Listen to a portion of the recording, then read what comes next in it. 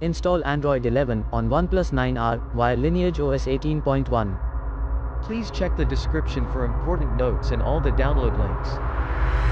First download ROM and GApps packages, then transfer the downloaded files to the phone storage. Link is in the description below. Step 2. Boot your device into TWRP recovery. Once in TWRP, click on Wipe, Advanced Wipe, and select the checkboxes, as shown in the image, excluding internal storage. Step 4. Swipe the button to wipe the device. Step 5. Go back to the recovery main screen, and tap on the Install button.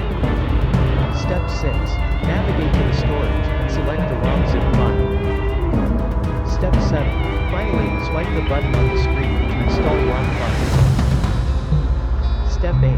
Flash the GApps zip package, in the same manner. Step 9.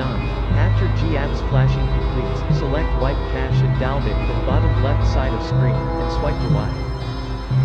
Step 10. When the flashing process is complete, hit Reboot System.